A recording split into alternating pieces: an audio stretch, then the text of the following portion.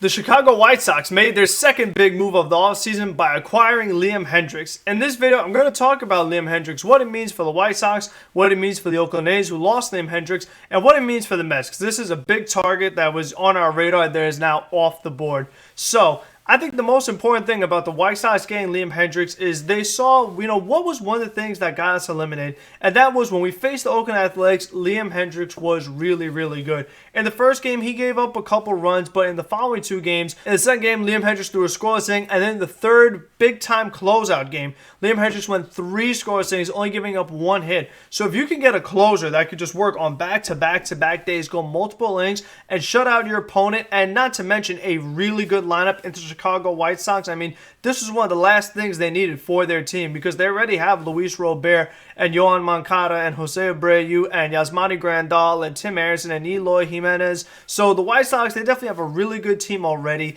They added Lance Lynn to a rotation that already has Lucas Giolito and Dallas Keuchel. They signed Adamian this offseason as well to get some help in right field. Nomar Mazara was not cutting it, so they did need some help in that department.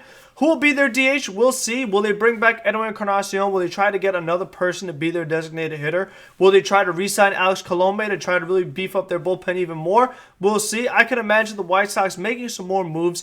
And I think you have to give a lot of credit to the White Sox for being a team that is willing to spend money when all these other teams, not all, but most of these other teams are not looking to spend money. A team like the Oakland Athletics, they're not going to give Liam Hendriks the contract that the White Sox did. The White Sox gave him a big contract, 3 years, $54 million guaranteed, could be 4 years if they do the team option. So that was a big payday for Liam Hendriks, well deserved because in 2019 he had a 1.80 ERA and then this year 1.78 ERA. So absolutely dominant 2 years in a row. You can make the case he is the best reliever in all of baseball. Him and Josh Hader are right there in the discussion. So I think that the White Sox with this move have really made themselves the World Series favorite in the American League. When I look at the rest of the American League, I don't see any team that can really challenge the White Sox right now. The Yankees have got to re-sign DJ LeMahieu. And so far, it looks like they might not be able to do it. If DJ LeMahieu is frustrated with their offer and wants to go elsewhere, Yankees are out of the equation. Obviously, the Rays losing Charlie Morton and losing Blake Snell, they're not the competitive team that they were. I don't imagine them going to the World Series again as much as I like the Tampa Bay Rays.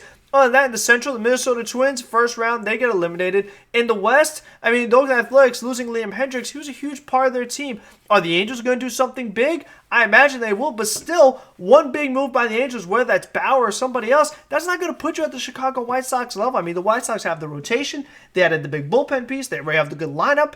I imagine they'll do some more moves because the White Sox are being one of those teams that are aggressive and they're trying to win. So I think this definitely was a good move for the White Sox, no doubt about it. I love it. Paid a lot of money, but you know what? There were other teams that were interested in Liam Hendriks. So that brings me to the Mets. And now if you're the New York Mets, sign Brad Hand and sign him now. Because Sandy Alderson had said that when Brad Hand was put on waivers, the Mets would have put a claim in had the ownership gone through quicker. They were still in the window of not being able to fully transition, so the Mets were not able to do it. So if the New York Mets were that interested in Brad Hand and they were willing to pay him $10 million, get it done. Because what's going to happen now is there were other teams that were in on Liam Hendriks. So if you're the Mets, you have got to be the team that says, okay, now these teams are going to go after Brad Hand. We can't let them take him from us. We have got to get Brad Hand. We cannot let now the Blue Jays or the Giants or the Dodgers or whatever other teams were interested in Liam Hendriks. We have got to make sure that we secure Brad Hand, get that other big piece for the bullpen that the Mets could really use